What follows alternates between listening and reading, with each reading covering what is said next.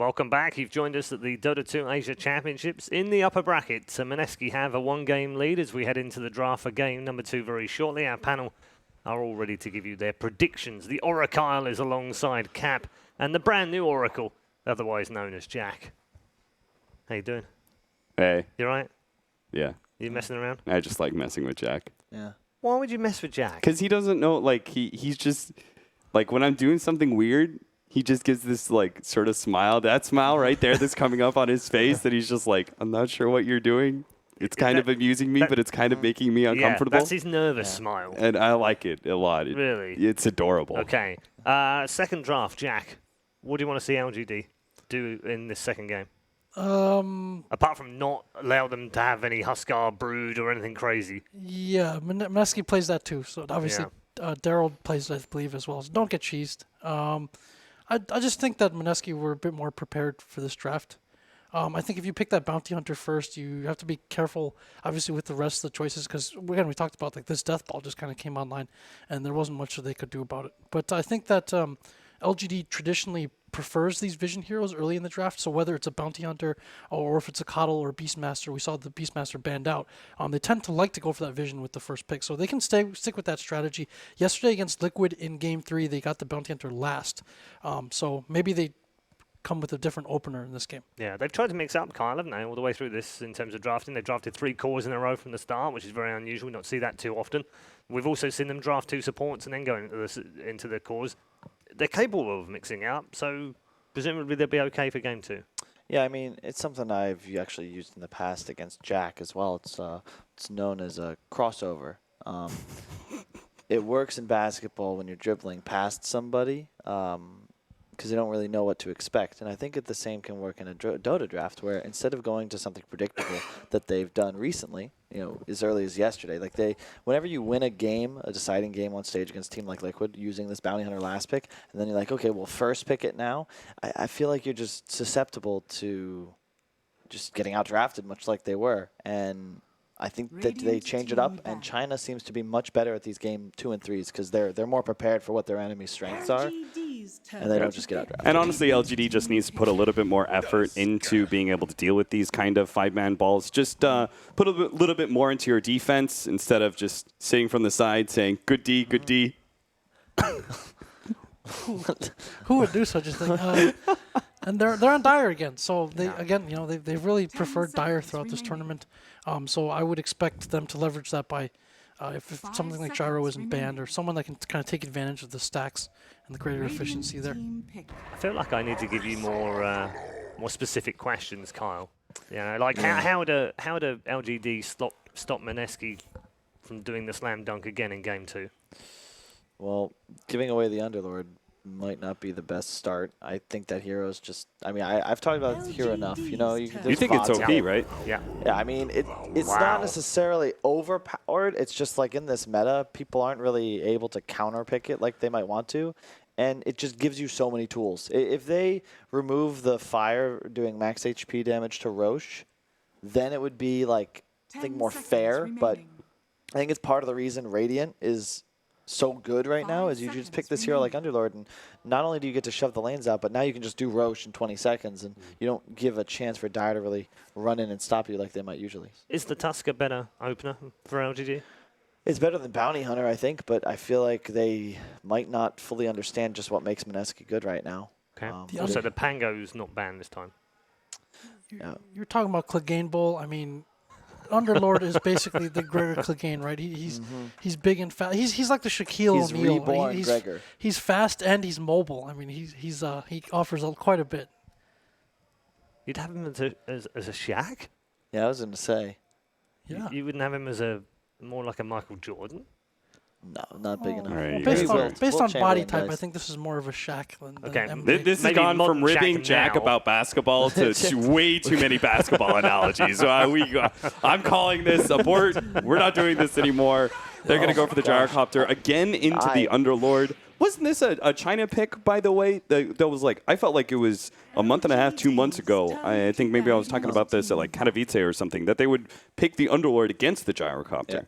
Yeah. Production, my pick is Mineski. I just don't. I don't like that pick at all. 2 picks in. Underlord beats the hero, and they're just LG. Just I don't want to say they're lost. I'm hoping they have some special sauce to come up in the later stages of this draft. But right now, I'm just thinking to myself, like, what are you doing, baby?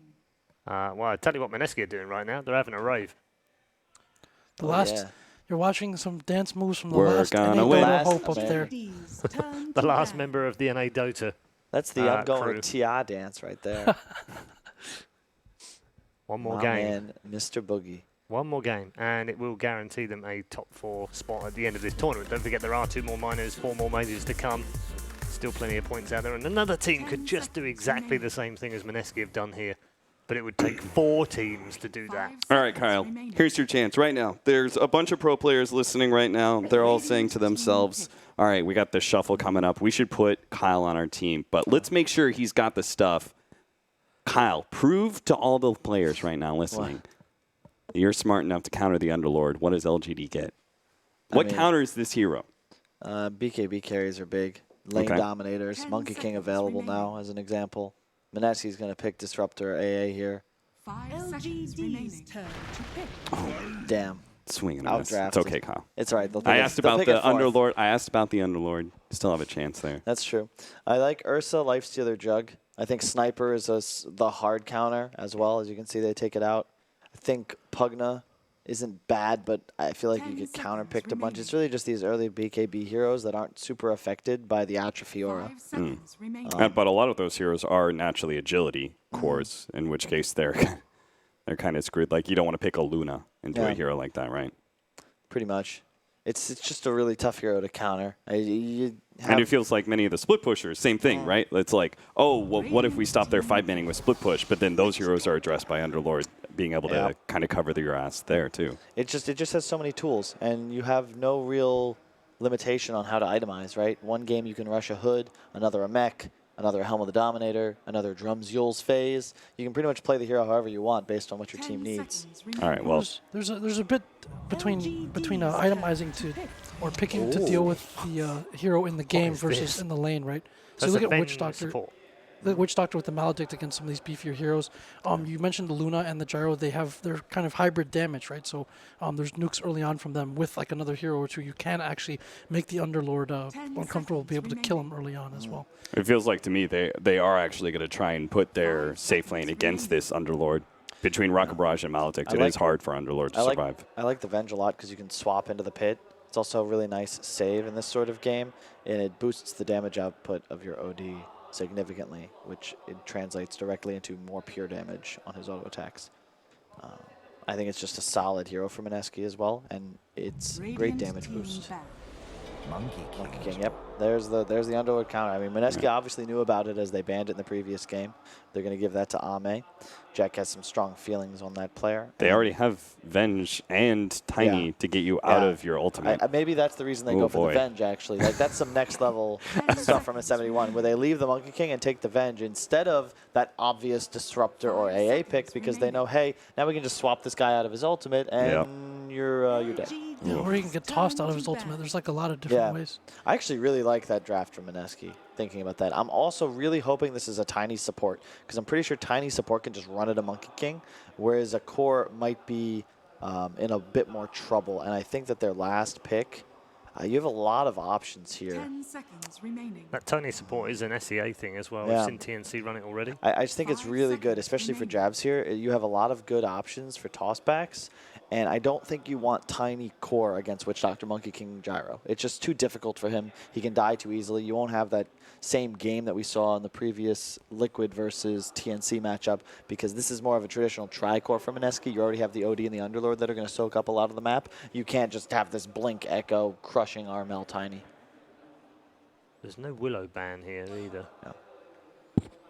So you think it's a core last pick for Mineski? I was going to say Lifestealer or Ursa, just because it's a hero that kind of goes in and ignores a lot of the damage from these 2 cores that they picked up so far, and is great at just dealing direct physical damage to them. It could be core Venge as well. Yeah, that's the other solution, right? Is it could be a last pick support. I just like the Venge because 71 is on his, again, China Revenge tour, and just really fits together with what he's trying to do. Well, there's a bat for LGD to finish their draft. A Weaver wouldn't be bad. I think that made Core Venge better because now the longer range swap in an eventual BKB. Like, if you look at swap in this game, it's such a good spell. You might want this hero to just get a lot of levels. And I don't think you need more damage necessarily to beat LGD's lineup. You just need the ability to outfight them and ensure that you outlast them in that first 5 to 10 seconds of the engagement where they have the lasso, the call down the flak. You have OD save, you have Gyro running in, a swap. I feel like you just outlive that through that damage and you're going to be good to go. But this is the beauty of Mineski's lineup where they could have 2 supports, they could have 3 cores. Who knows? It's just about what they think is optimal as their 10th pick. Yeah, for the support, I think something like, I don't know, if more safe Dazzle on that direction, or even Oracle again, yeah. And the Dark Willow. It's going to be a Venge Core. I really like that choice.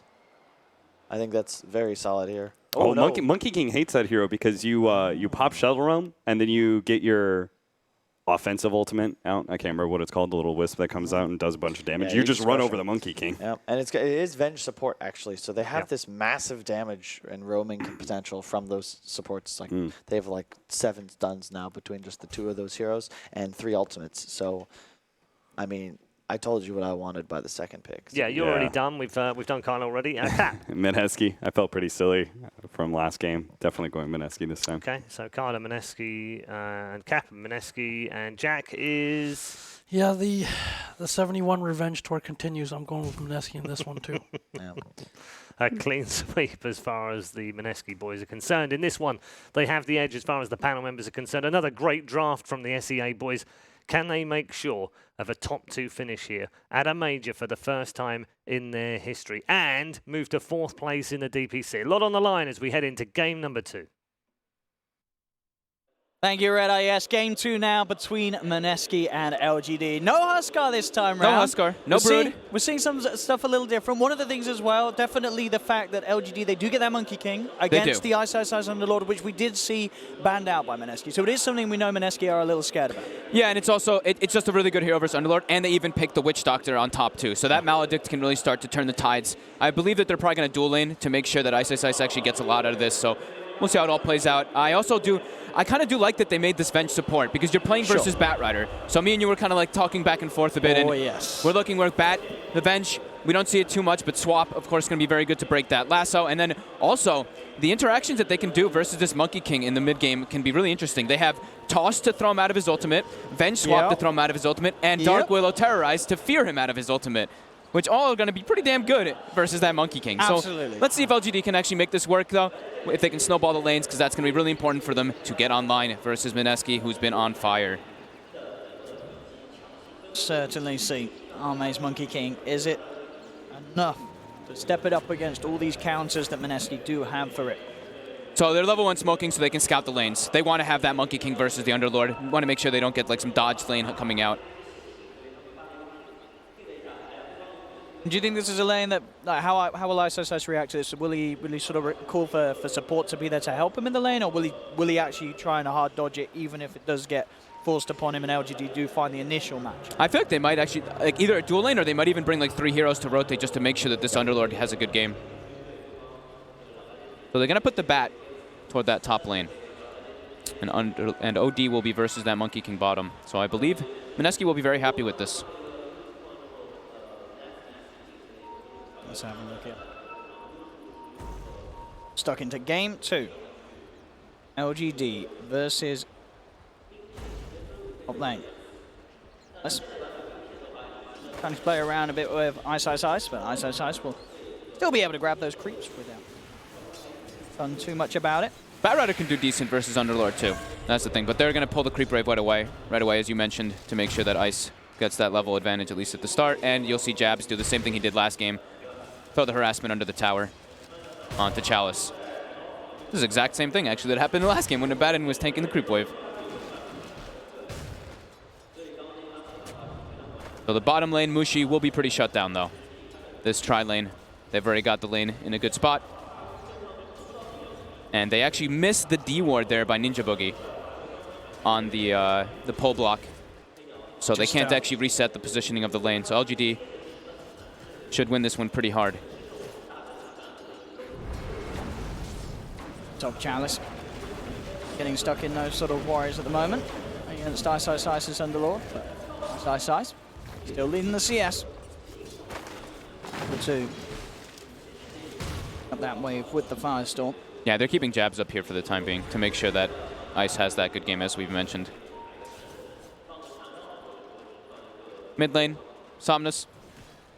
Going to suffer a bit on the last hits versus Tiny. That base damage is just ridiculous in the mid lane. Bottom, though, they trap Mushi. They're going in.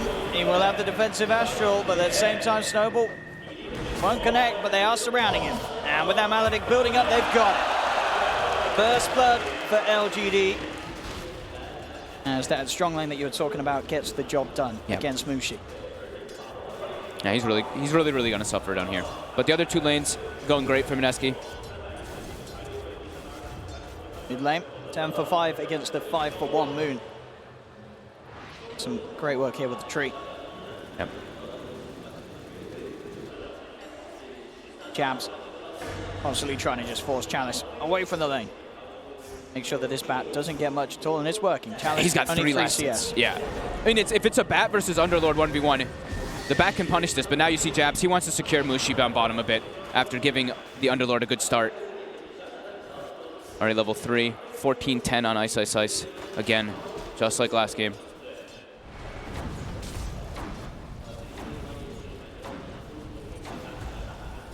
See how much more Chalice can do now that Ice Ice Ice is alone. Going to be hard, though, with that start that Ice Ice Ice was given the backup that he had. Yeah. And Moon continuing to keep about double the CS of Somnus. He's crushing the gyro at the moment. We said that base damage advantage, and Bottom lane. Bottom lane. Try for Mushi again. Mushi does have Ninja Boogie there to hold back Ame momentarily with a magic missile, but it may not be enough. Mushi. The body blocks from Ninja Boogie, not enough. It isn't. And now Ninja Boogie's going to take quite a few punches himself. We'll see if they want to dive in. They have got the shards, but no, the shards off mark from FY. It might not matter though. Ame jumping across, really wants to find the kill. Magic missile comes out from Ninja Boogie. He's trying to get himself away, but it's not going to happen. Ame gets the double kill, but Jabs will get the response.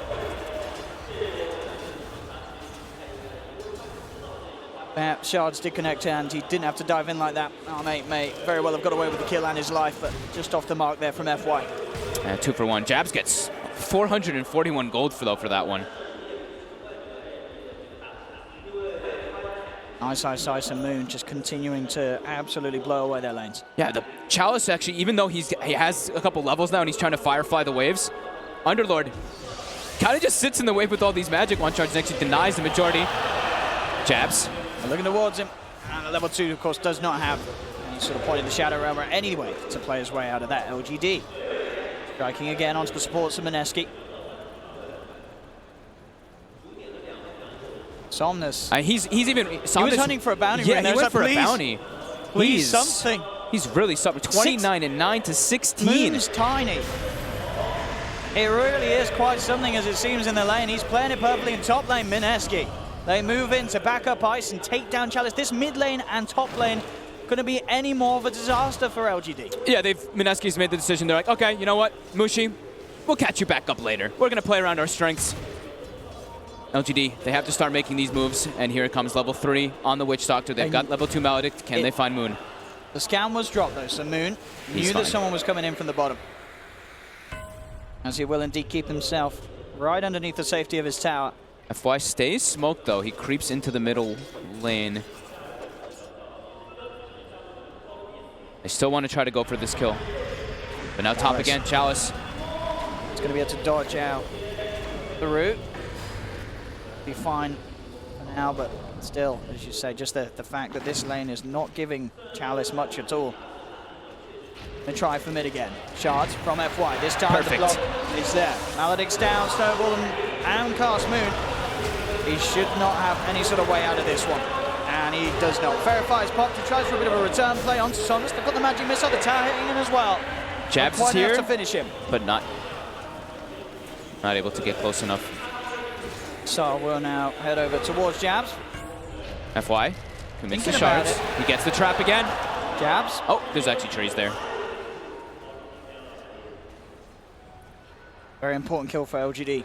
Taking down Moon.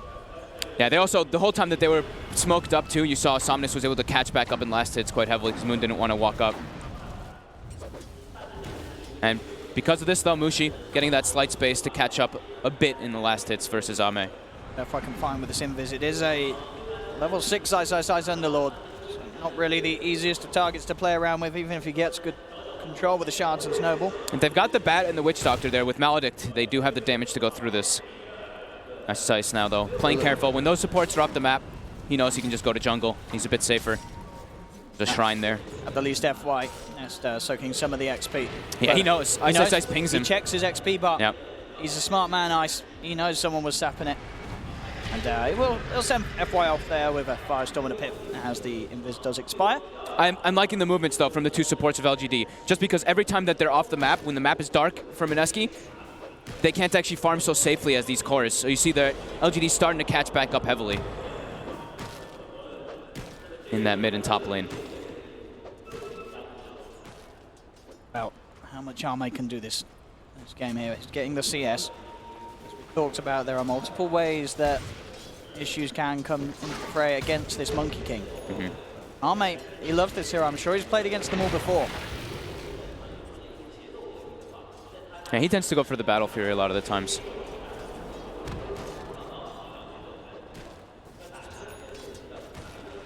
Phase boot's now done for the Gyro, so It's level 6 now, too. start seeing him get a little more involved, Somnus. What was quite a tough laning stage for him against Moon's Tiny. Somnus is, catching LGD able to stabilize the game a little bit. Ninja Boogie. Oh, he's found a double damage room. He'll go in for the punches onto FY. FY turns to the shots. He's got the backup. Ame jumps in with the Primal Spring. Boogie trying to get himself out of there, but the stats are up. In comes the Boundless Strike, and Ame help turn things around. There's a lot of pings coming out from LGD, though, even in that mid lane. Ice, top. A lot of stacks on him here. Chalice hitting above him with the Firefly. He's taking a lot of damage. The lasso holding him in. Can he finish up the kill? He Chalice, does. he can. Big kill for the Bat. Finally getting revenge onto this Ice Underlord who's been having such a good time in the bottom lane. LGD turning the heat up. And top. Up and down the map, kill after kill. That is what the crowd here was waiting for. LGD with a huge sequence of events. Somnus and Chalice incredibly low. Doesn't quite have mana here for the TP, Somnus, so he does now. And he'll be safe. Was just back in time. And it could not have been any sooner there. They both TP to the shrine, so that longer TP. But the movement's coming out from LGD already, netting them a 3K gold lead. Mineski they keep having to play responsive Dota. She is going to be spotted out. They're ready to dive in. Snowball setting up for Ame to jump forward. Astral, well, by some time here for Mushi, and indeed Ame, I think he's still stuck there between the trees, so he'll have to TP his way out to it. Mushi will survive for now. X-Nova's come forward, just find the Maledict, and the cast, a couple of punches, maybe enough to take Mushi down. Mushi, he's dead. Yep. There's no way he can see himself alone. In fact, Ame, he wants to finish off the kill just to make sure. Goes in with a Boundless Strike. LGD. They're playing incredibly fast. Ame too there. They saw him TPing out, but he didn't TP out very far away. They probably would have had the kill there on Mushi anyway, but now X-Nova is fine. Getting chased out. Closes off the stairs, says nobody's coming down here. N for 2, LGD really waking up here. Game 2. And Chalice is already getting close to that Blink Dagger because of that kill he got top. And it's really just been the support movements for me, for LGD, just constantly pressuring all 3 lanes with their rotations. Even though you saw the Mineski were leading 2 lanes. They were leading them by quite some difference. Yeah. And now Smoke, Mineski, they're trying to make some movements happen a bit because they've been kind of just been playing in their lanes and getting punished because of that, rather than making the first moves. And they're giving jabs the bottom lane to get level 6.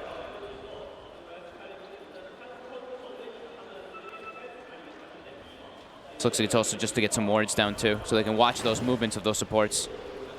Ame setting up down for bottom for jabs here with X-Nova. And Chalice has already got the Blink Dagger finished up at the 11-minute mark. What a recovery really from a lane as we saw where he was just not able to hit those creeps. Chalice. Jabs. The shards. They've got the control. Jump forward, Ame and Nova. Ready to go in with FY. There'll be some time ball for jabs here with the Shadow Realm. But FY keeping close by so we can get those punches through with the Maledict. Again, Alme, he wants the kills, he wants the glory, he wants the money to speed up that Battle Fury, and he keeps getting it. But these boundless strikes continuing to put more money into the bank account of this monkey. And look at this mid movement with that Blink Dagger. Thinking about it, and they'll make the jump straight in with the lasso. Somnus with huge amounts of damage from the combo. LGD, they are just finding kill after kill, and at this rate, Arme, you're not wrong. This will certainly work against Mineski. Yeah, already 4K lead.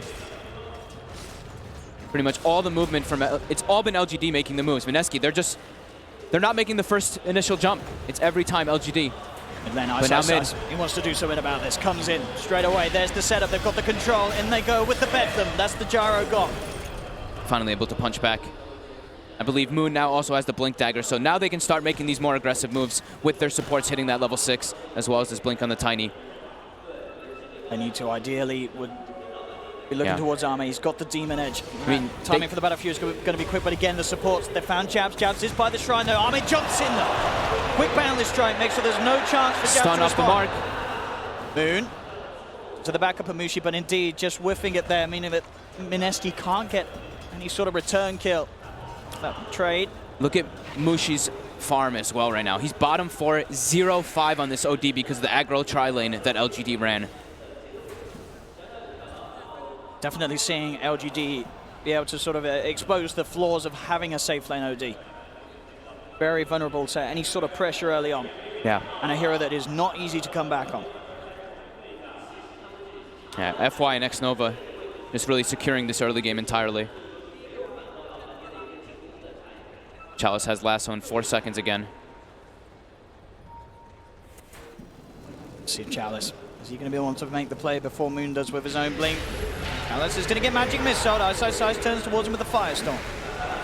Chalice has got the backup of his friends. FY will get caught up with the stun. There's Moon in with the combo. FY has got the snowball.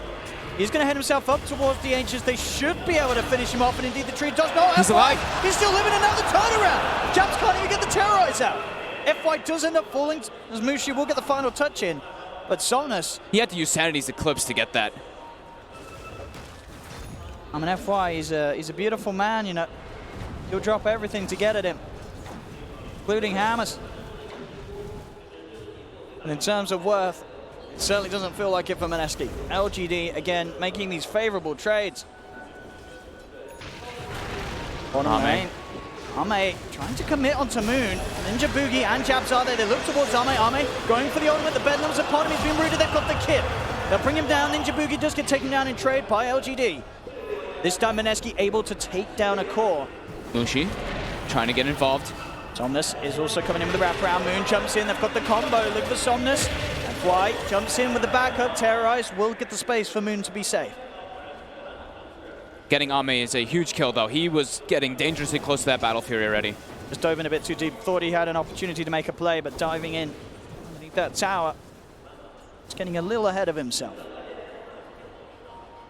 Still, 2K lead, but Mineski, as we saw, with those sort of trades, a core for just losing a support of their own, will help them get back into this game. And Ice, Moon, they are very close behind Ame in terms of farm and are still ahead of Somnus' Gyro.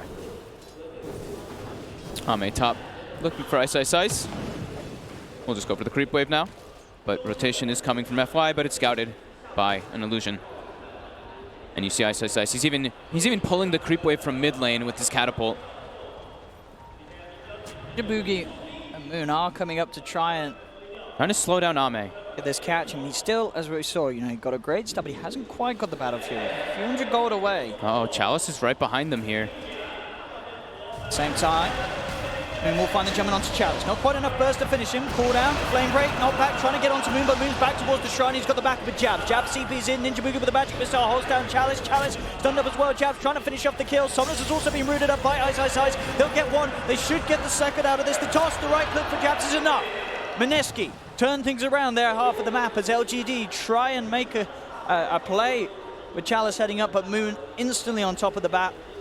LGD still continue to try and fight with just the two, but by the shrine, Mineski always going to be able to bring in the favorable numbers. Yeah, right by the shrine. They get that one off. And also with that high ground ward there, you see that he's able to get that instant jump. And getting Somnus there too. Getting these both cores is exactly what Mineski needs to do to start getting back. Mushi's starting to actually be able to farm. He's back up now to the, he's still bottom 5, but he's getting close to the Batrider at least. Very important fights for Mineski to be able to come out on top of, to slow things down a bit. We are going to see jabs getting gone upon, but Ice will be there to take him out. Is it going to be in time? Nope. It's not, though. Dark Rift at this stage just a little too long. Jabs will not get out of there. Same time, Moon was able to get the combo down onto X-Nova's Witch Doctor. Yeah, his Echo Saber timing is actually going to be really nice if he's able to get it soon. That burst versus the Monkey King as well as the Gyrocopter might just be enough with that double hit. They're still pretty squishy. Oh yeah, I mean at the moment if they can get the tiny jump onto Arme with a +1, they'll be able to burst through that 1200 HP each and every time. And Mushi now, as long as the snowball's not there from FY. Yeah, and Mushi now has a Force Staff, so he's starting to find his ground back in. FY continuing to put down these deep wards. LGD trying to watch, especially where that Tiny's going, so they can keep being aggressive with this Blink Dagger on Chalice. Lasso is available again. He's looking for Ice. He's actually pinging him out. He knows exactly where he is. And the catch. They've got him trapped up in the shards. Arme's there as well with the damage. Somnus, the full 4 of them coming in, taking the kill. And they saved Lasso too, so they can continue. Oh, and they may find more there. The boundless strike from Arme, just the tip, catching off Ninja Boogie. There's going to actually be a buyback from Ice. He will cancel his TP though. That is going to mean the Moon and Mushi are slightly alone. They're still trying to fight. They're going to terrorize Sanity's good. They're bursting down one. They look towards Arme. They'll get both for the double kill for Jabs. Mineski holding on this bottom lane as they'll push LGD back away. Do they get anything more? They're actually going to be able to find a Moon into the tree line at the last seconds of that TP. Getting the kill. I mean, Ice brought back didn't really need to come to the fight, but it was the moral support. He said, guys, you're fighting, I'm buying back in, I'm coming. Just kidding, I'm not going in, but you guys have got it. He believed in the team. He wanted to make them go back in, and they certainly did, Mineski. He got a bit scared, it seemed, because the Monkey King ult was literally perfectly placed around that TP, so he was like, okay, I don't really want to walk into that one, but his team has more than enough this time. We see Ice die. And they're trying to continue to dive. But look how low they actually did get during all that. It was that Firestorm. A little greedy there. As soon as that boundless hit and they went in, see the buyback come out already. Arme sort of jumping back up to the high ground, preparing for this TP. But indeed, Ice was just trying to draw their attention towards that. As on the side, you have Mushi, Moon coming in, cleaning up. And we see the power of Terrorize as well there. Just pushing them into that Bramble Maze. Look how close Nova got. 0.1. Oh. It really was. He thought he made it home, X-Nova. 18-11. LGD still with the lead, only 1K though. A very, very close game this time around at this stage. Of course, last game with the Huskar, Mineski were at about a 10K advantage. This time around, LGD will feel a little more comfortable, but only just, because Mineski, as we're seeing, have a lot of potential in these team fights to really shake LGD's heroes up. They really slowed it down though. That's the important thing. They slow down in particular Ice, who's now, his farm, not as great as it was. He's below actually the Gyrocopter, and again, they've got the jump. And this time, there will be no savior for Ice coming through. Gone for a full minute as well. He didn't have the hood yet. It's at base. That's going to be able to help him a decent amount versus all this magic damage that LGD has. Arme is going to look for the play here. Onto Ninja Boogie, jumps in, has the combo set up. Till find the takedown. Jabs instantly with the Shadow Realm TP out. This is not an area of the map that Mineski have any interest in defending with 2 heroes down, as LGD will take away the safe lane tier 1 tower from Mineski. Yeah, Mineski, they're trying to catch back up by splitting up around the map, and they're getting punished by it because of this Batrider. That tends to be what happens when you're playing versus Bat. They'll slow there with the Avalanche. We'll give time for FY to get off. The Snowball Terrorize coming through, but they're going to duke it out. FY and Chalice with the sweet sidestep, meaning they can stand their ground. Arme comes in to make sure they can finish off their kill. They'll get it. Chalice falling pretty low in response. Jabs does get the return kill, but it costs him his life. LGD taking 2 for 1.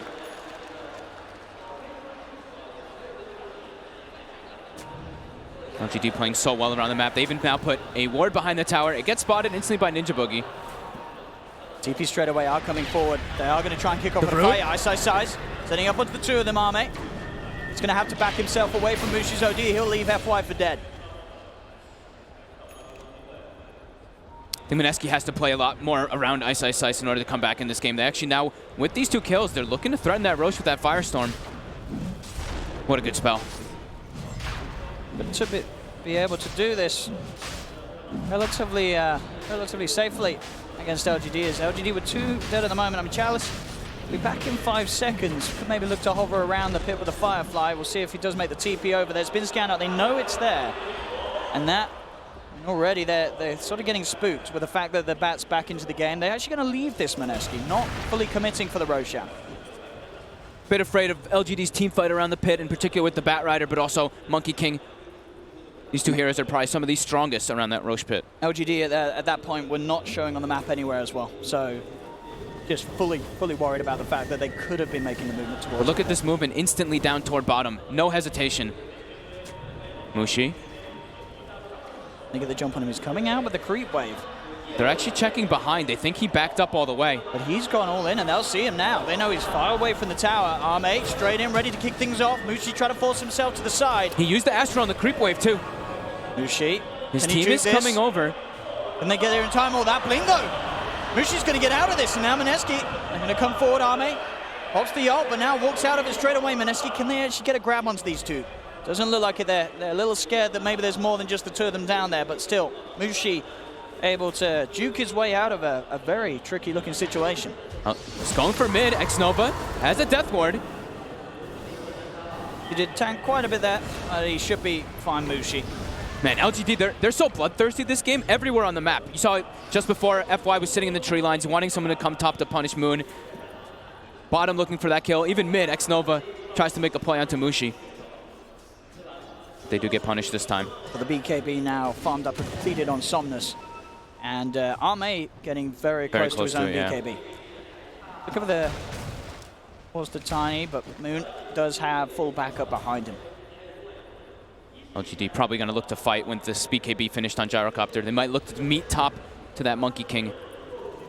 Mineski there going for the scan, seeing if they can maybe get lucky at the spot that they thought that Arme would be in the trees, but Arme's already out of there. Right now, LGD has no wards on the map. They've actually all been dewarded by Ninja Boogie. He's been crazy with these wards and dewards in this entire tournament. Lane will be where the fight looks to be taken. Go ahead in BKB, as we can see, 600 gold away. They're starting to play. Mineski's starting to play more around this Underlord in particular, knowing that they can't keep splitting up so much versus this LGD draft. Yeah, Ame about to have BKB. Into the pit, Mineski will go. Straight back in. Looking to finally finish off what they looked towards earlier. And this time, just feeling a bit more confident with holding themselves in there. Those wards outside. Got the vision, they've got the information. LGD won't be heading over here in time. They fully committed for it this time. Even Moon went for a Hyperstone. He bought it a bit earlier than that, but buying that Hyperstone just to make sure that they can kill it faster. He dropped down towards the mid. LGD did try for a smoke play to come in. So the BKB and they've got the vision. Onto Jabs. Jabs still able to get the Shadow Ram out. And now the rest of Mineski maybe looking to try and fight this. Terrorize comes through. Holding him back. They've already brought the Gyro down to half health. Arme jumps forward. Looking to fight with the Wukong's command. The Boundless strike onto two. He's got one. And they get more. They'll lose Chalice as Chalice tried to make the commitment but instantly got comboed down. I want to see how much damage Jabs did before he died. Oh my god, 1,800 damage from that. I was wondering, I was like, oh my god, this Gyro is just dying to this support Willow. That's a Dark Willow. Moon has been trapped here by FY. Iback's going to be there for Dark Willow as well. Ninja Boogie with the swap, trying to get that man out of there at least the one time, but the damage with the death body is it enough? It's not. Mineski are out of there. Momentarily, at least, he is only towards the towers. They do still want to try and fight this. They want to go back in, look towards the Witch Doctor. They've taken down next over the stun as well. Jabs with the control. Jabs is just killing him. So much work being done here by Jabs. That buyback, absolutely worth it here from Jabs on his Dark Willow as he comes forward. I'm just waiting to see the fight recap. This Willow is doing an insane amount of damage. 1,700 there again. The Bedlam. As soon as those BKBs are down. I mean, it's understandable, really, how much damage he does with all the items he has. That was a joke, by the way. I know. It really is about the levels. He's level 14 already. Sure. They prioritize giving him as well because they left him bottom a bit to get that. And it's really paying off. They're starting to catch back up heavily. I mean, Mushi has now top 4 net worth. starting to catch back up just behind the gyrocopter. Jabs, really. But jabs, yeah. He's every time just coming in his ears. And, yeah, you know, I mean, it was the same last game, to be fair, for me. It really seems like it's jabs driving each of these fights. Last game with the Spirit, this game with the Willow. He's in there. He's I don't know if it's him making the calls. Probably not. But whoever's telling him to go in his ears, they're making the right plays. I mean, Panel was talking about Ice in this tournament, being maybe he's the best player in this. But jabs for me has been ridiculous. Every single game. His Nature's Prophet, any hero that he's been playing, his Earth Spirit. Yeah. Really making the difference. His movements, his map reads, his sort of team fight reads as well. The way that he gets in and prioritizes certain targets has absolutely been on point. And now LGD, a bit afraid. They weren't able to take out that Aegis either because of that swap play and that Dark Rift. They're very dependent on those BKBs in the team fights now to deal with this Willow, to deal with this OD. And speaking of OD, Mushi's got a BKB. This. Now Mushi does not have to worry too much about what the Gyros combo coming through. Still has to be a little bit aware of the Monkey King punching into him. And not having to worry about the threat of the Boundless Strike will at least be something quite nice for this otherwise squishy hero, the Outworld Devourer, in these early stages. Bottom lane LGD. And get the creep wave pushed around towards that tier 2 tower. Mineski want to fight this though. They're even putting Ninja Boogie down to that tier 3. And the Rift coming in on the Dominator creep. Oh. They're smoked up as well. LGD. Is this going to work? Ame almost gets found there by Mushi. Are they going to find something? They have. This smoke movement. Are they going to find a support Pretty here? next level, but LGD, Everyone's out. They're out. That's a cool move. Dominator. Dark Rift is a very, very fun spell.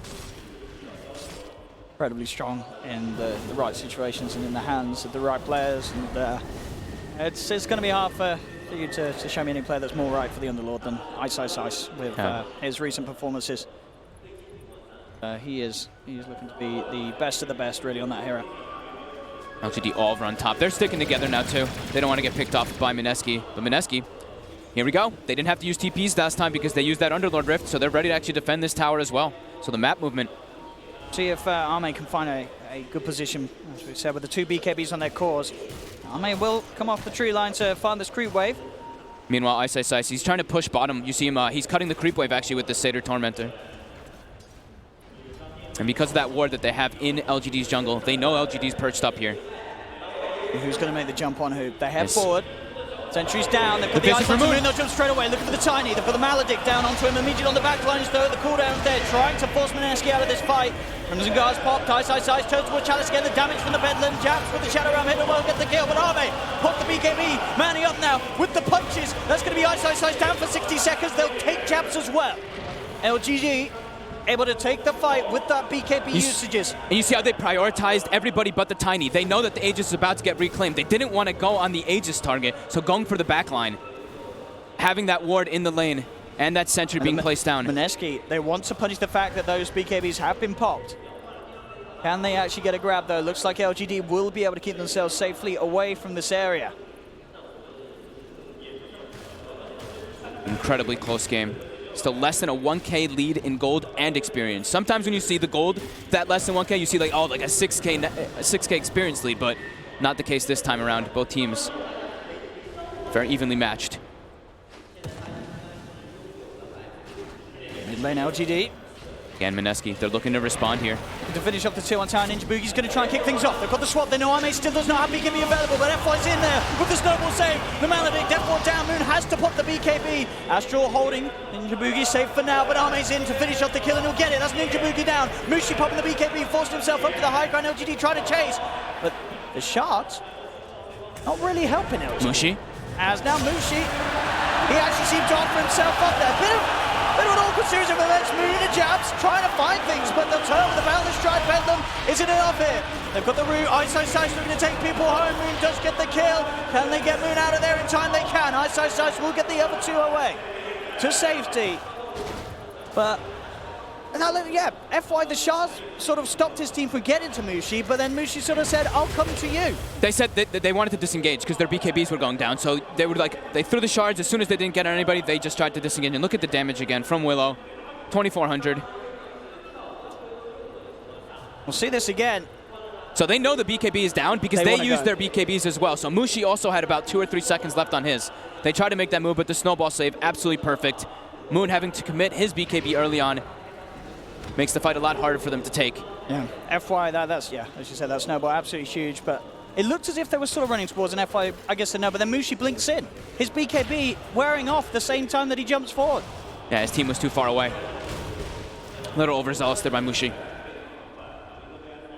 Of course, Mineski still able to get a couple of cleanup kills off the back of it. Cool little plays though, right? Like they know that they use their BKBs at the same time as the other ones were used, so they're like, okay, same cooldowns, we can make this aggressive play. That's why you saw that aggressive swap come out from Ninja Boogie. These quick IQ plays. Ame getting closer and closer to a butterfly now. Always the most ideal item to get versus an OD since you don't really build MKB ever. I mean, yeah, no one on the side of Mineski's going to want to do that. And even a Bloodthorn is going to be hard to pick up on their heroes. Was spotted by the ward that Mineski placed. They're all going to sit themselves on the high ground here waiting for this. BKB's back up for both sides. Yep.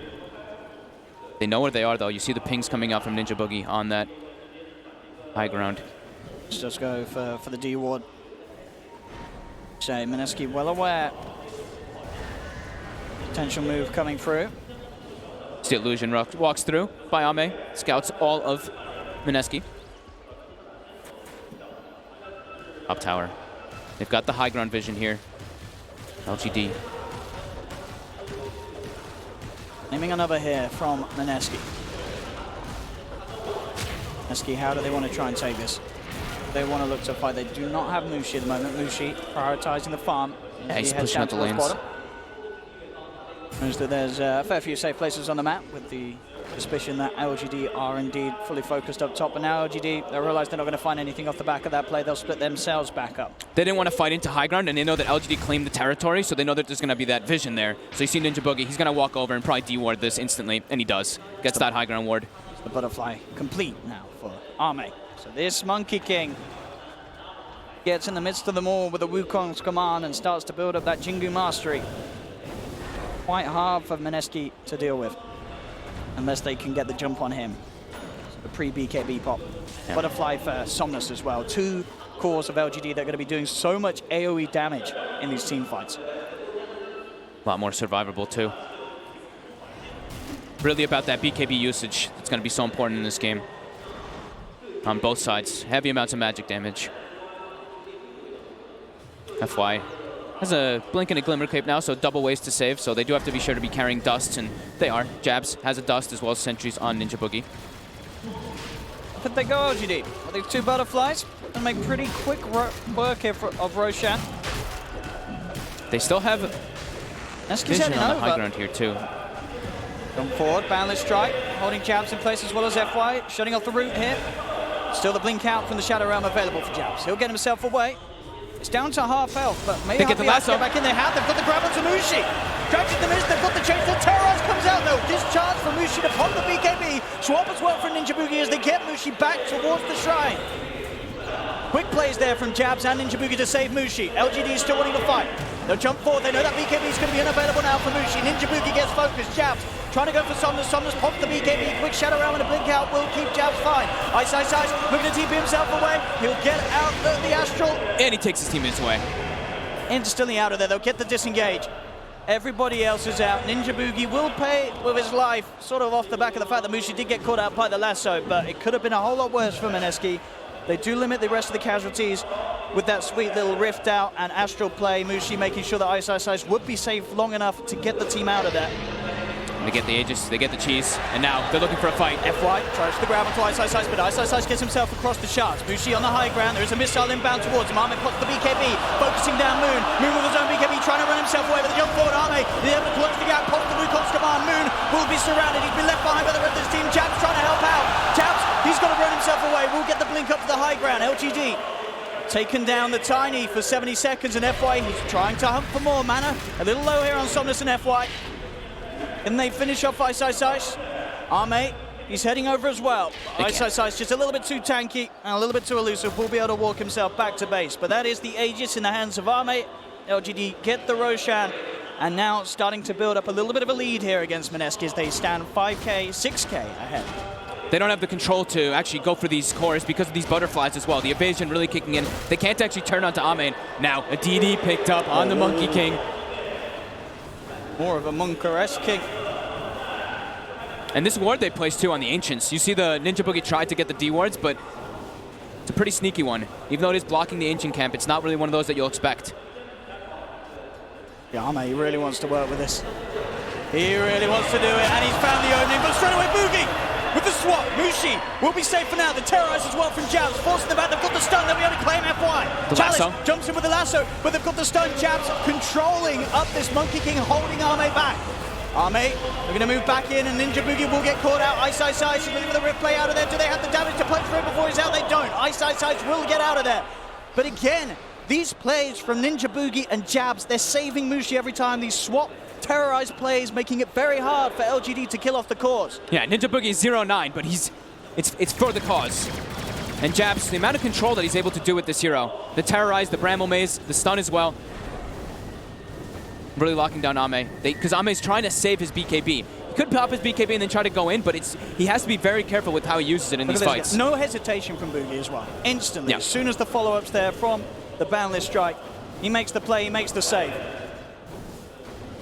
And look at that damage. Jabs just able to kill FY. Curse Crown connects on Ame. Then the root right afterwards. Just really holding that BKB. Somnus a little bit more liberal with it, though. Committing for the kills. Yeah, the quickness of this Dark Rift now at this stage. Yeah. Just enough to get Ice Ice Ice out each and every time that he feels he needs to.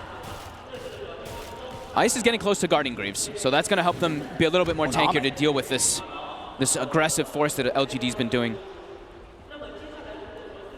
But you see the itemization. Look at Somnus. He's preparing because of that Underlord. Satanic, and then he's got the Rapier already queued up. Oh, he's preparing. We'll see how this goes, because they are ahead at the moment, LGD. And we have seen what a Rapier pickup can do when you're ahead. He just doesn't want his damage to be so limited, because that's what we've seen actually a lot of these times because of this Underlord. Yes. It gets to the point where Gyro, without this item, just starts to tickle.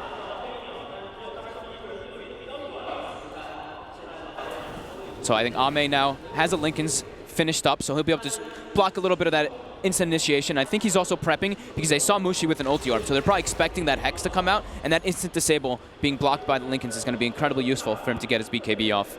And next will be that Nullifier. Ame finds Ice Ice Ice. Did Ice Ice Ice there again, straight away. Rifting out there. Knows that at this point with the items that LGD have, they can certainly kill him. Yeah. If he does not look to escape each and every time. Chalice, fire flying here behind the tier 2, getting the vision LGD needs to know it's safe to push in. So Hex now complete for Mushi, but the items are there for LGD's cause to be fine in reaction. And at least for Ame. And they do always have those potential snowball saves from FY, which have been there, the team in the previous fights. Yeah. Mineski kind of stuck in their base at the moment here. Very afraid of this LGD lineup. Getting close to those level 25s as well on the 2 cores of LGD. Ame about to have his as well as Somnus. Escape. Coming out towards this bit again. There's a double damage rune there. Oh god. Look who's got it. Once again, Ame. Mineski, they did see that though, so they'll probably do their best to avoid any sort of play coming out from LGD. Once he has that available. A little afraid to fight into that Aegis. It's now been reclaimed. FY, he's also got that Lotus, of course. Won't be there to remove a Hex, but will be there to maybe put Mushi off trying to go for a Hex play at the Warrior of Hexing himself. Yeah. Mineski, they don't have any smokes available, so you see they've kind of been gathered together looking to make some type of play come out, but without smokes, they're afraid because of their map control. Now Somnus standing in the front lines, has the Satanic being delivered. Gyrocopter and Monkey King, absolutely huge Ame and Somnus. Yeah. 14, 3, and 7 on the Monkey King, Ame.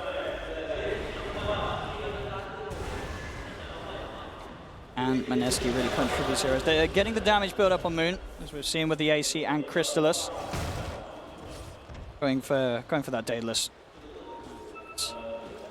I mean, I know that Daedalus it does tend to be the preferred item on the Tiny, but It's all about the big hits.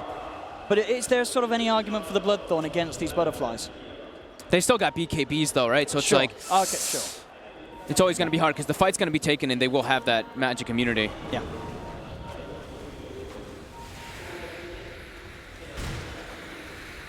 Tower on top. The scan came out on the left side, so they know that Ame is positioned on the tree line. They are doing their best to keep their distance away from that half, especially with Chalice there as well. Couple ways to make the jump, and Ice, maybe sort of toying with them. Yeah, they're just waiting like for the swap play. You see Ninja Boogie positioned just in the back lines at the exact range of the swap. They want them to initiate on ice.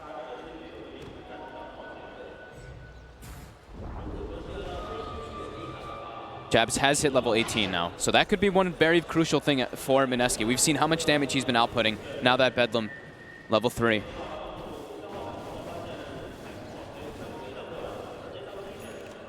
And if he can get himself in the midst of it all, they do have a bit of AoE, but as we've seen, it's not really been quite enough to kill him off.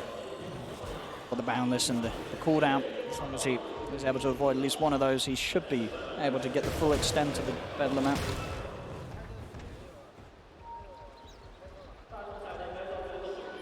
Still no smokes available for Mineski. LGD. Do they actually have any either? They don't right now. I believe it's still on cooldown too. Ame getting closer and closer to that nullifier. Somnus, of course. Yeah, The road. on the road. To the Rapier. 2K towards it at the moment. You can feel Mineski, they're playing together entirely. Same thing from LGD. Neither team wants to split up and get caught off by either Bat Rider Lasso or some Underlord Rift play. Ice has now finished the Guardian Greaves, so decent amount tankier for him, but still lacking a lot in armor. Still only sitting at about 12 with this.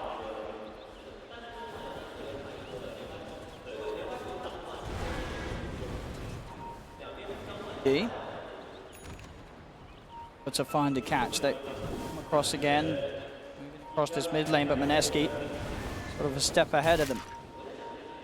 In the distance between them, they're coming across. Are they going to be able to find a jump? Ice comes forward with the pit. Well, Ame, by the Lotus of FY, will slide himself out of there. Yeah, LGD having this gem on Chalice from earlier. They just keep pushing out, looking to D-ward, and then trying to take a fight because of it. Chalice.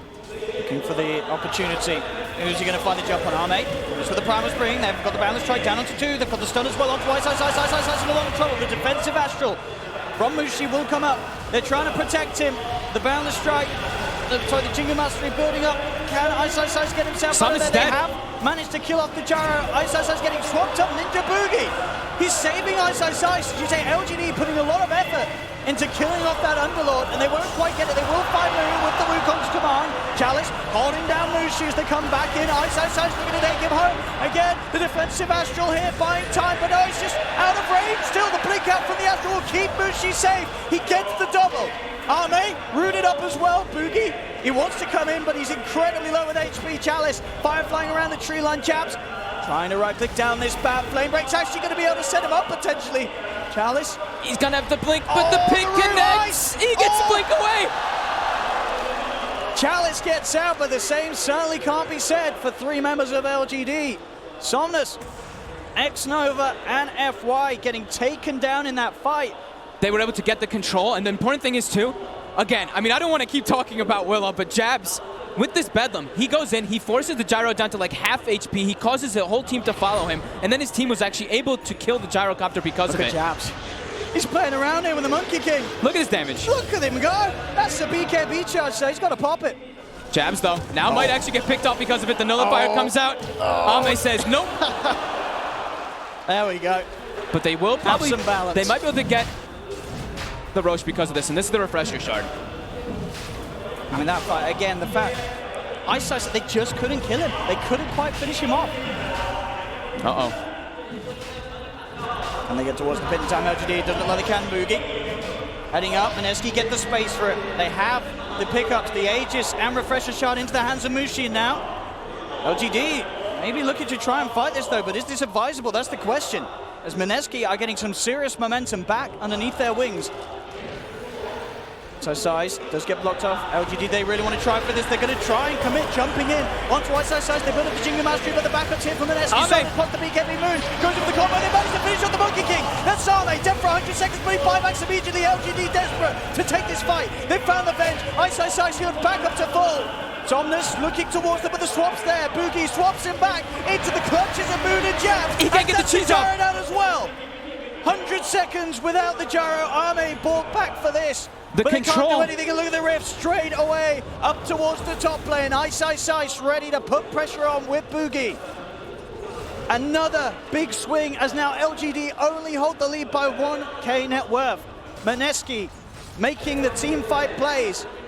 The control that's coming out from Mineski is just absolutely perfect. They're not allowing either the Satanic or the Cheese to be popped on the Gyrocopter. Same thing with the Monkey King. He just gets completely controlled down because of the Willow, as well as the Hex coming out from the OD.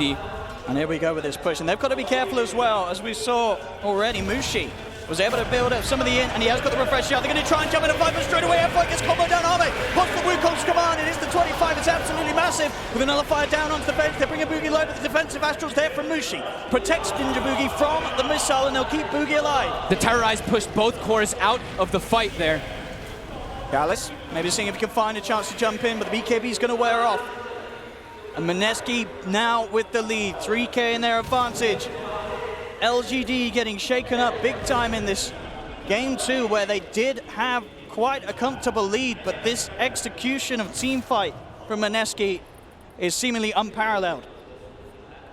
It's really a lot about this control. Every single time this Terrorize, they don't want to use their BKBs, and it's catching them, pushing them out of the fights, and allowing Mineski to either re-engage or actually burst down these targets. Let's have a look at it again. This swap by Boogie. And then look, you see the Wukong camp comes out, but then they both get hit by the fear. I mean, look and at the range. Look at Ame, gets pushed out of his ultimate, and they're able to disengage. That Terrorize literally coming from off the screen. I was mentioning that the other day, right? We were watching a Naga Siren game, and we saw it. We were like, wow, Terrorize can actually pretty much reach and cancel the combo if you have a Naga or anything like that. The range is absurd. Jab's been putting in heavy work. He really has. And now smoke finally comes back up for Mineski, as well as for LGD. How are we doing on the gyros, Gold? He's been slowed down he absolutely so has. much. Because of that buyback, because of those chain deaths. Yeah, both cause it. With buyback on cooldown for the minimum Ninja 5 Boogie. minutes. They've got the swap. The Lotus Orb. The swap.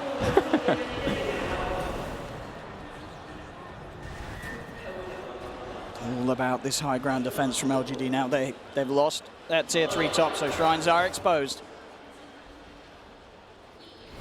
That experience lead now too for Mineski is getting pretty crazy. Jabs almost has a Hex finished up now too on this Willow. Still with Aegis as well as that Refresher Shard, and even this, I mean, Ice has a heart on top now too. Gonna be going for a pipe next. How are they gonna, I mean, he doesn't have the armor, but he's got 4,000 health. How about just extending the duration of those team fights? Running into quite the game indeed, coming up to 50 minutes in. How are the levels doing? We've got 5 level 25, so tiny, 3 toss charges, even more control for Mineski to not allow those BKBs to come off, or the cheeses. And Somnus now queues up 4 Divine Rapiers, by the way, on the Gyrocopter. I mean, I like he the really build. wants it. This is the Havos build, I believe. See if Somnus can get those items out.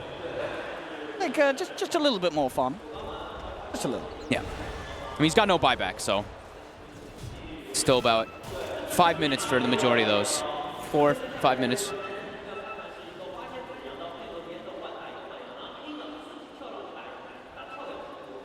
Having to be very careful about how they do choose to take the fights now.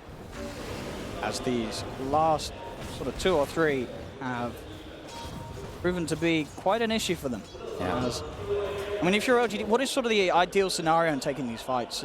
It seems so hard when there's sort of ninja boogie and jabs on the backlines with multiple ways to shake the fight up. I think actually trying to kill jabs. Maybe just initiating on this Willow, because his terrorizers are putting in way too much work to disengage or re-engage the fights. But Ice Ice Ice is just playing in that front line. They know where LGD is. They've been pinging them out constantly. LGD does have the ward advantage at the moment, though, so they do see Mineski. Well, LGD really want to try and fight this. Jump up, and they jump back down. They are very hesitant about getting stuck in. They really want to try and make sure the Somnus can farm up at least one rapier. Yeah, they know there's no Aegis still, but there's the Refresher Shard on the OD. Size. Heading in on the front, knows that he doesn't really have much to fear. X-Nova trying to go, but moves straight in with a two-man avalanche out of the combo. Burst down X-Nova. The Wookong's command is out. Sanity's is dropped. Somnus falling low, but he gets the heal back up to full. Looking towards Ice Army. Prioritizing the center look. Can he kill him up with the Wookong? He can. They've taken 3 from Mineski. This time around, the team fights there for LGD, and with the nullifier down onto Mushi, they'll chase down a fall. BKB comes out, but it will not keep Mushi alive. LGD. The dream location for a fight there. They don't allow the Willow to really get too much off, and having the Wukong's command placed around everybody.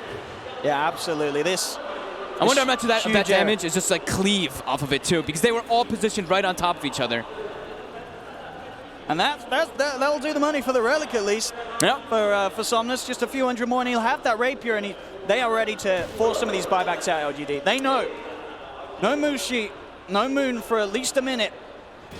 And Jabs actually bought the full Hex there too, so he does not have buyback on the Willow. Let's see how much LGD can get away with. They'll force out the buyback from Moon. Ice, of course, already buying back to start to formulate a defense.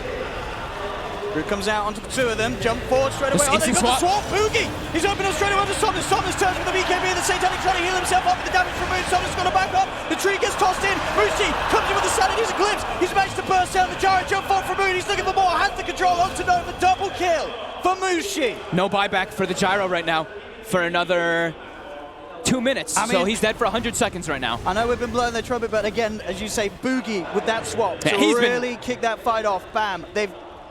They've done it in terms of getting that gyro away. 90 seconds, no buyback as it's still on cooldown for 2 minutes.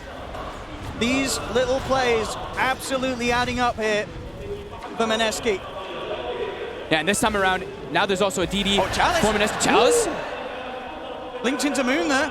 He's managed to slide himself away, but Mushi's they're got the hunting. Hex. They've got the Hex. The little piggy's trying to firefly his way over the roach pit, but he's not going to make it. Chalice gone. He does have buyback. But that's the gem taken into the hands of Ninja Boogie.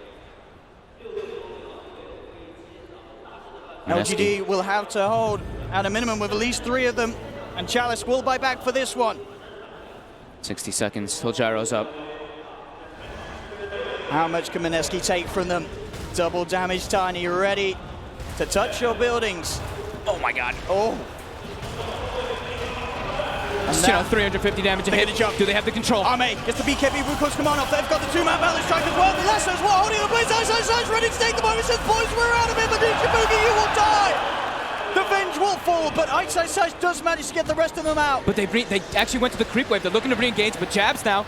The Bedlam playing around with them, is quickly turning Moon, gets the 2-man avalanche, nullified damage. Jabs is still alive for now. They found the root, the Hex, they've got the bat. Chalice gone for 100, no buyback available. Arme jumping himself away. As you say, with that rip, keeping them in range to re-engage, gets them the kill onto the Batrider, down for 90 seconds.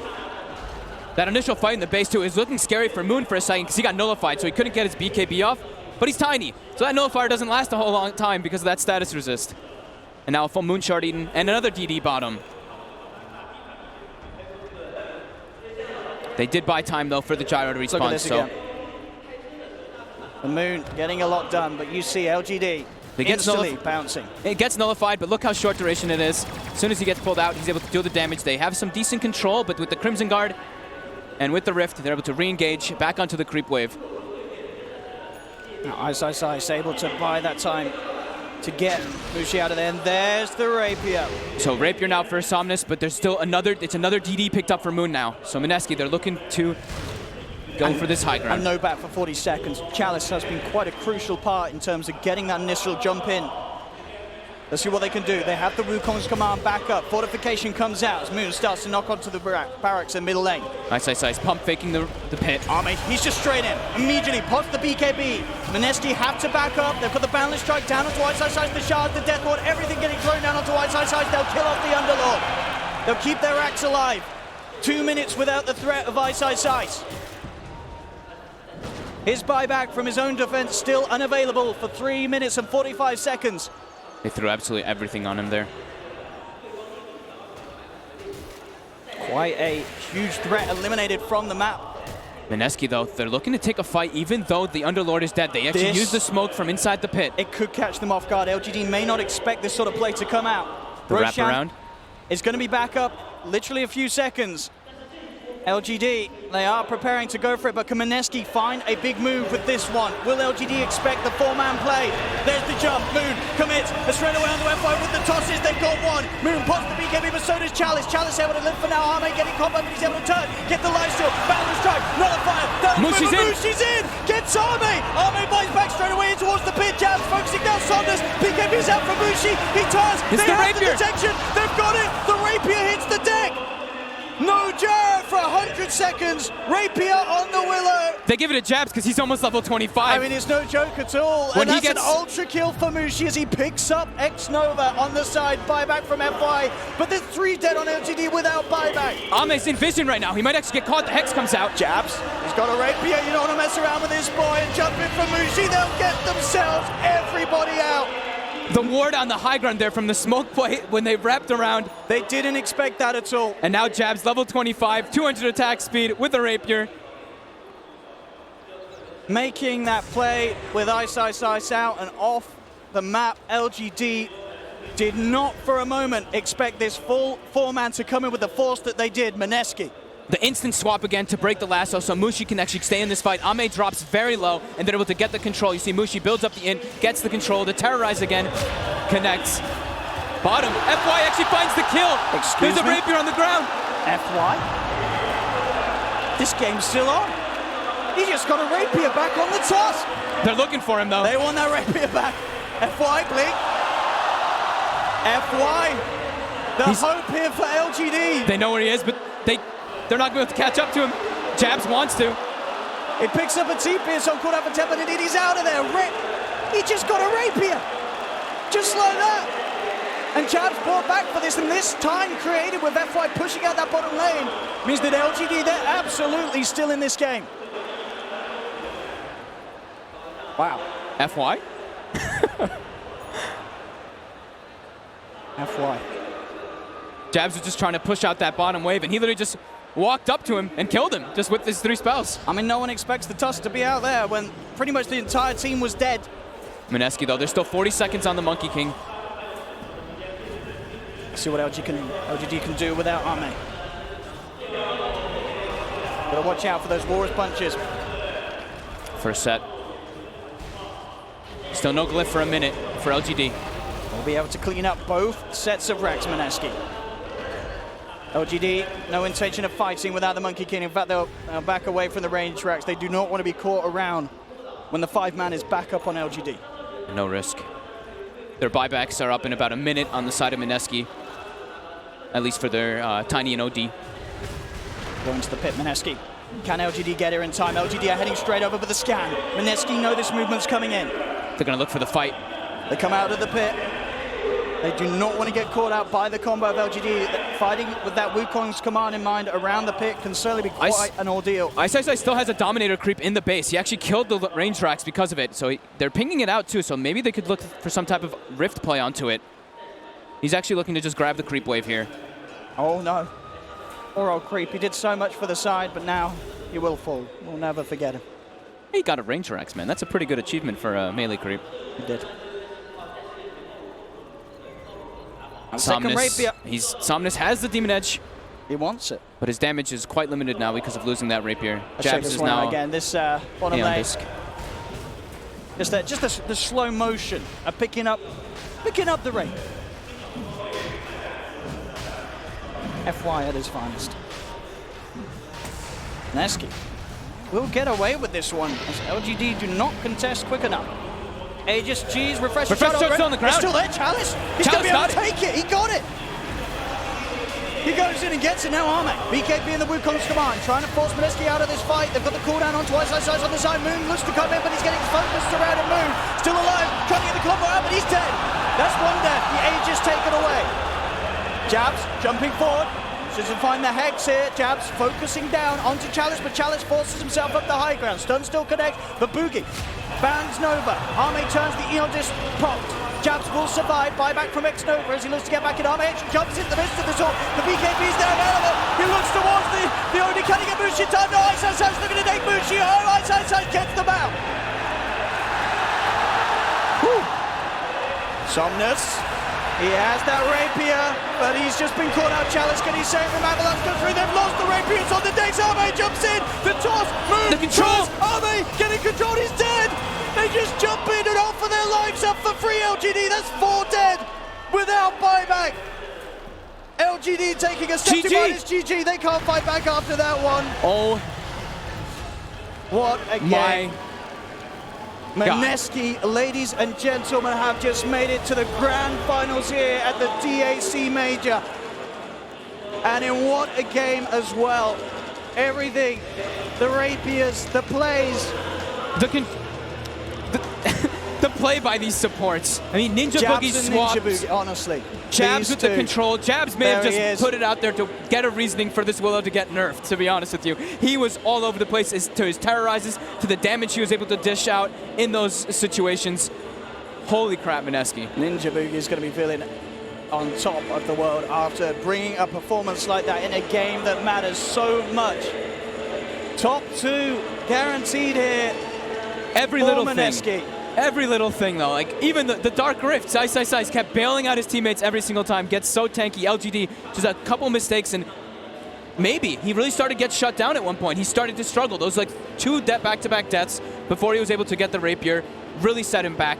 The control coming out from Mineski was absolutely insane. Absolutely. What a day it has been here for Southeast Asia. I tell you what, TNC knocking out Liquid, and now Mineski 2-0ing LGD, knocking them to the lower bracket and securing them a spot in the grand finals of the Major here. Wow. What a match indeed. Back to Paul and the panel. Thank you very much. Yeah, we'll let you guys catch your breath after that one. 62 minutes of incredible Dota 2 between these two sides. And Mineski, not only did they make the grand final at a Major for the first time, but they also move into 4th position in the Dota Pro circuit as well. What an incredible day for them. And it hasn't finished yet as far as SEA fans are concerned, because TNC will take on Virtus Pro for a place in the lower bracket final to face off against LGD a little bit later on. But before we get to that, let's break down an incredible game too. There's so much to talk about. Kyle, where do you want to start? Dark Willow. Nerfed Willow. That's all I have to say. I mean, obviously there's more. The team played great. I thought it was an excellent game. 60-minute game, but all we have to say is dark. But I mean, man, I'm just watching them. Like, they try to kill him, and then all of a sudden they don't, and he's in the Shadow Realm, but he's using like this dark power to just deal 3,000 damage in a 2.5 second time window. It's just ridiculous. It's I don't know how to put it. It's like you're trying to fight some Jedi, and you bring your lightsaber, and then he just has like this force nuclear bomb. Right? It's not even lightning. It's like that next level. It's like, what are you supposed to do? I think it was, Mineski, at the end of the day, they did manage to win this game too, but I'm glad at least we got to see some of the strength of LGD. I think they took a massive lead early game. First of all, they had better choices in the laning phase, similar to the way that Mineski set themselves up for success in game 1, but in general, they just out-rotated the hell out of Mineski. In a lot of that early to mid game, and is what the reason that they were able to get themselves off to such a great lead. Should they have won this, Jack? They certainly had opportunities. I think a couple rough plays down the stretch. When you get to that point in the game, obviously any death or any dieback is especially tricky. So Ame was, there's a tough situation there as well. But going back to the Willow, again, you're talking about usually you need 4 or 5 slots plus a rapier to deal the damage that this hero does. But with Willow, you just need the skill point. And so again, this hero just with that last pick in the draft, providing a tremendous amount of control from a huge range, has an escape, has an insane amount of damage that can just destroy cores.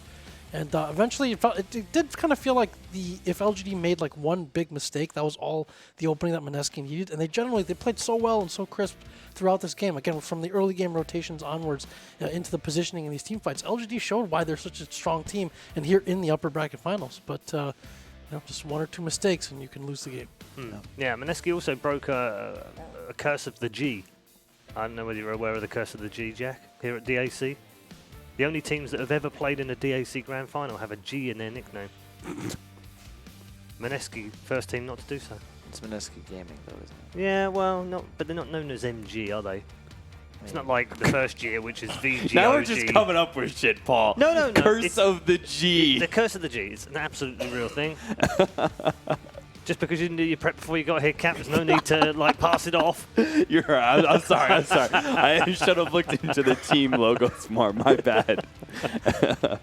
But yeah, I think I agree with everything that Jack said. I think LGD, some part of it will loop back into the Dark Willow in a way, in that we'll say that I think LGD sometimes misread the strength of this hero, as we've seen before in some of the matches against this Dark Willow, where a core like Gyrocopter or Monkey King thinks they're in a stronger position than they actually are challenged by the Dark Willow, who goes in the Shadow Realm, deals so much magic damage, and whether the BKB early on wasn't available to them yet, or later on would be on cooldown, you would see how the Dark Willow would be able to change some of these fights despite LGD actually having quite the net worth lead. And then we get down to the stretch where things are a lot more even, that Mineski aren't losing the game. It's actually a 50-50, and then it just comes down to certain decision making. And I think Mineski, that's where they really shine. They look fantastic. They played so many of these team fights in and out very well. They used the Dark Rift, so many different situations. They had great terrorizes. They played around each other really well. There are so many swap combinations that they went into, or instantly blink away from an initiation, or some sort of save swap from Ninja Boogie. Honestly, I think Mineski looked like a fantastic Grand Finals team. Yeah, they did. I liked the OD and the Tiny also played excellent. I think every core player really just kind of showed up, and they're just on form. You can see they're playing with confidence, and even though that game looked a bit grim, anytime a Monkey King gets a game that good, he actually farms about on pace, maybe even surpassing like an Anti-Mage. And you saw Ame just climb the net worth charts, but they played well around the fights. There was a couple costly buybacks into diebacks, and then all of a sudden, Mineski takes the game. Also, targeting was pretty rough, where we kept on seeing them try and go for the Underlord. All right, we're going to hear from Mushi now on stage. Jack, if you wouldn't mind with the translation. It's hard. You feel after mid to late game, what did you do well? What did you handle well? I think our understanding of the lineup is pretty good. I felt like our late game was a little bit easier to play. So we resolved to just defend and hold our ground. We were stable and we were able to eventually win. You've been known as the best OD in SCA. I feel like you're professional. Your play and stats has been getting better and better. Do you think that you're playing OD better or worse than that period of time when you're known as SCA's best? I have my own unique understanding of this hero. So when we pick it, it feels comfortable, very comfortable for me. So since it's a secret, we want to ask you. Next question. You're 9th place in the current DPC standings. Since you're guaranteed top 2, you have a lot of big rise there. Do you guys think you'll be able to win this championship? I never thought we'd be playing this well or be in the grand finals. We've always taken it one game at a time, one series at a time, but as far as points go, at first, we were just getting into a minor first, and then we won a minor, and then we kept losing, and I stopped looking at the DPC standings after that. So if we win, obviously we should be able to get into TI one game at a time, right? The more points, the better. Don't look at the results and see it at the end. Thank you, Muji, for accepting our interview. Next up is the giveaway. Thank you very much, Jack. Yes, interesting. Mushi said, just forget about the DPC whilst they're not playing very well. And I guess that's probably a good mentality to have, isn't it? No. I mean, it's how you got to do it, right? One, I know it's very cliched in almost any sport, but one game at a time, one tournament at a time, right? Especially in Dota. I mean, this season has been so grueling and so long. I don't remember, what are we up to, like 20 events at this point? Yeah, 16 on the DPC already. And the mood, even just talking to a bunch of players, at breakfast or dinner, when I see them, everyone just seems so exhausted. It's just been such a long year, especially for these teams on top. I think that's part of the reason you've seen, like Liquid, EG, maybe underperforming a little bit. It's really been a tough grind, and it's especially difficult for teams like Mineski, who are kind of on the cusp. Now this big win it's so huge because you get to take this big deep breath, and it's so important to have momentum going into TI versus teams that maybe had a ton of success in December or January, and then they get to this point and they're out of gas. Yeah, a lot of sports teams, Jack, say it's better to chase than to be chased, but I think in the DPC it's probably the other way around, isn't it? It's nice to be sitting there in 4th place thinking, well, come at us, bro, because they need the points and Mineski don't. Yeah, I've talked to some players in the circuit this year also talking about this kind of added factor of you have this added stress of rooting for someone else in these tournaments where it's like we want the first few place, the top 3 to just keep winning so that they keep taking all the points so that nobody can really compete with us, or they have to win 1 or 2 tournaments down the road. So if you're outside of the top 3, if you're these VGs, newbies, may or may not have talked to one of their players, it's like let's hope these great teams keep on winning so that no one just steps in with a major or 2 and just leaps over us or knocks us out of the standings. Yeah, these are obviously the original standings before the tournament started, and as you can see, Mineski at rank number 9. They've now joined Newbie on exactly the same points. They are joint 4th now in this table. And LGD have also moved up. TNC have also added some more points and could add even more if they could get past Virtus Pro in the next game as well. It's looking very dodgy for that middle set of teams like Na'Vi and EG, and even VGJ Thunder now coming under pressure.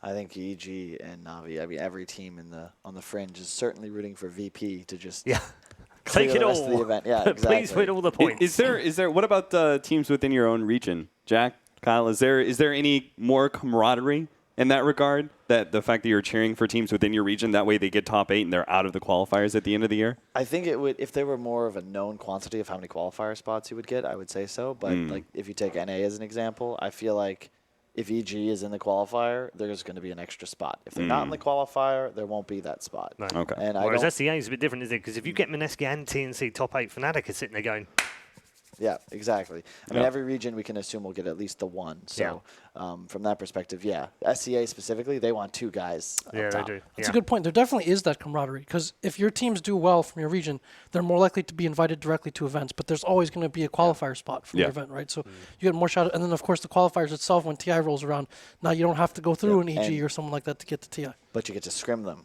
which can be incredibly important. That can be helpful too. Especially like playing in NA for as long as I have. It's a big issue where you have such a small number of teams and everyone plays everybody. You can't really keep any secrets, and you want to play the best teams, but there's only 3 of them. Before Jack's team came along, there's maybe only 2. Thankfully, they're here to save the day, and I look forward. The saviors of NA Dota. Yeah. And there I was thinking it was Ninja Boogie. Right, we're going to move on. Congratulations to him and his teammates because Mineski have made their first ever major final. Can they become the first ever SEA team to win a major? We'll find that out tomorrow. In the meantime, we need to sort the men from the boys in the lower bracket because next up, their SEA